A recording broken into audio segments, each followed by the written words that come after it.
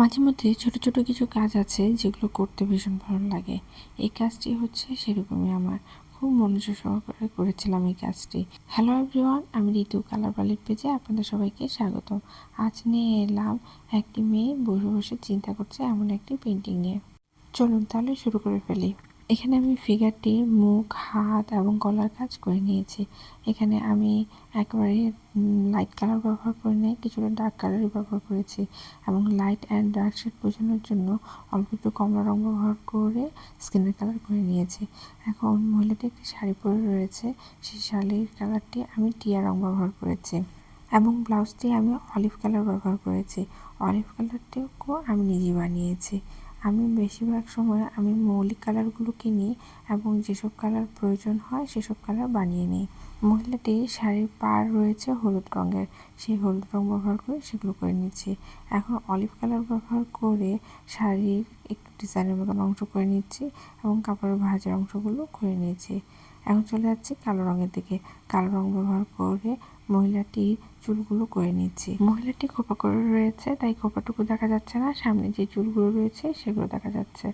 এখন চলে যাচ্ছি আমি আমার পেন্টিংয়ের ডিটেলিংয়ের দিকে। এখানে কালো রঙ ব্যবহার করে মহিলাটির আমি হাত, গলা, মুখের কাজ করে নিচ্ছি এবং সেই সাথে ব্লাউজ এবং শাড়ির কাজও করে নিচ্ছি। অলিভ কালার ব্যবহার করে আমি শাড়ির যে ডিজাইনগুলোর মতন করে করেছিলাম সেই অনুযায়ী কালো রঙ ব্যবহার করে একটু ডিজাইনের মতন করে নিচ্ছি এবং ওই হলুদ কালারের যে পার্টটুকু রয়েছে সেই পার্টটুকু বের করে আনার চেষ্টা করছি। এখন মেয়েটি মুখে হাত দিয়ে রয়েছে, সেই হাতের কাজটুকু করছি এবং সেই সাথে আমি ব্লাউজের কাজটুকু করে নিলাম। এখন আমি কালো রঙের সাহায্যে মেয়েটির চোখ, ভ্রু, নাক এবং ঠোঁটের কাজ করে ফেলবো। মহিলাটি চুলের অংশ করে ফেলছে। চুলের অংশটুকু কিছু চুল বের হয়ে রয়েছে, সেই অংশগুলো আমি তুলির সাহায্যে করে নিচ্ছি। আগে দেখা যেত যে আমি কালো রঙটি তুলি দিয়ে করতে ভয় পেতাম, কিন্তু ইদানিং আমার তুলির সাহায্যে এই কালো রঙের কাজগুলো করতে ভালোই লাগে।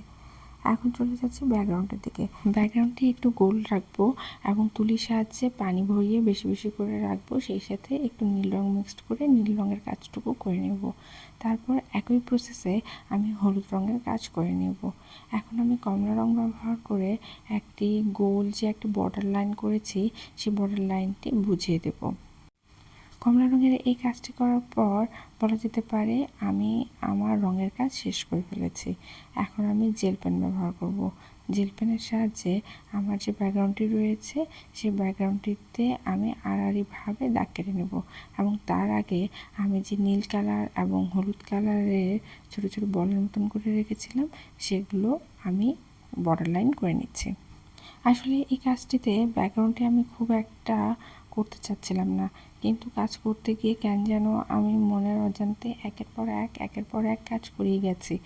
আমার কাছে ব্যাকগ্রাউন্ডটি খুব একটা ভালো লাগেনি। আমি জানি না আপনাদের কেমন লাগছে। যদি আপনাদের ভালো লেগে থাকে অবশ্যই কিন্তু জানাবেন। এই তো এভাবে আমি আমার ব্যাকগ্রাউন্ডের কাজ শেষ করে ফেললাম। আর ভিডিওটি যদি আপনাদের ভালো লেগে থাকে লাইক, কমেন্ট, শেয়ার করতে ভুলবেন না কিন্তু। ধন্যবাদ।